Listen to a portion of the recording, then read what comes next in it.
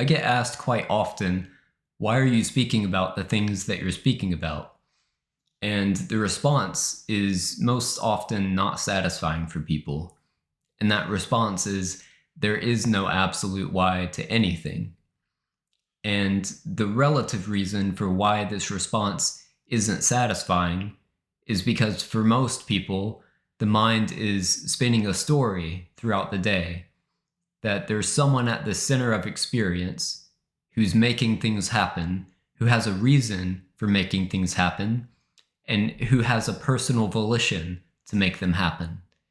And the mind will believe this story to be true.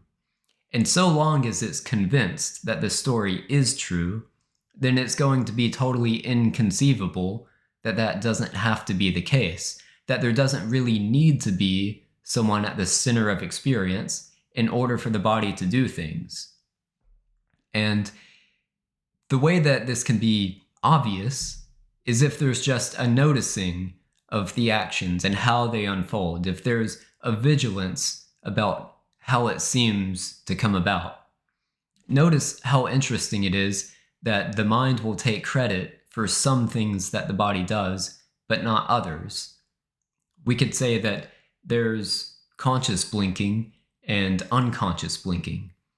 Obviously, the unconscious blinking happens without that sense of volition.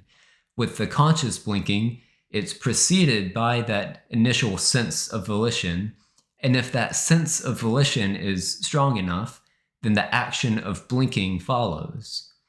Notice how there's not really someone there that's willing that initial sense of volition to appear. It just appears spontaneously.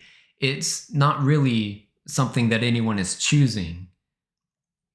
And so there really isn't someone at the center of experience. There isn't a locus of control that's pulling the levers, making things happen.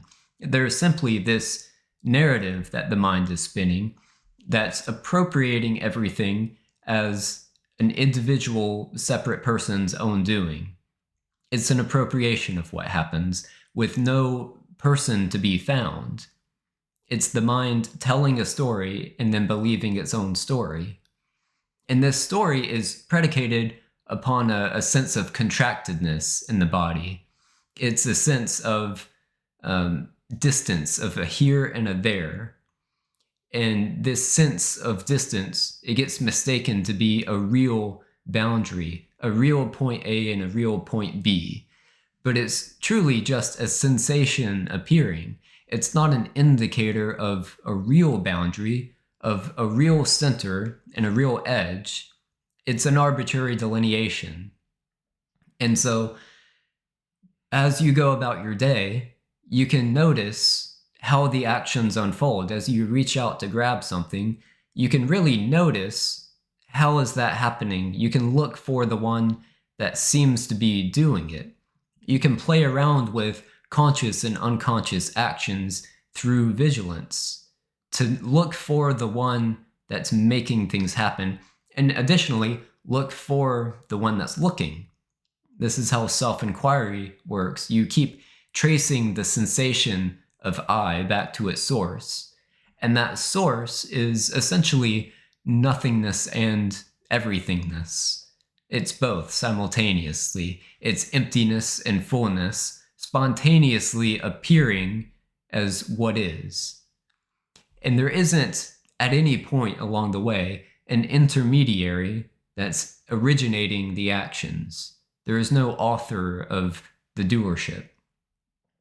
So this isn't really something to just simply be believed. It's something that could become immediately obvious that it's the case. And as soon as it becomes obvious, then it's going to be quite funny, quite ironic that it was ever overlooked. It's so obvious. It's like if you were to be looking outside of a window at something on the other side of the window, and then you suddenly shift your focus to the surface of the glass and you notice your own reflection. It was always there, but it was being overlooked. And after you notice it, you can't really unsee it. It's exactly that obvious. It's just being overlooked right now by by that sense of separation, by that sense of contractedness. And as soon as that relaxes a bit and you see the everythingness spontaneously appearing without an author, you can't really unsee it. And that's, of course, to say there's no one doing the seeing. It's not obvious to anyone. It's just an obviousness.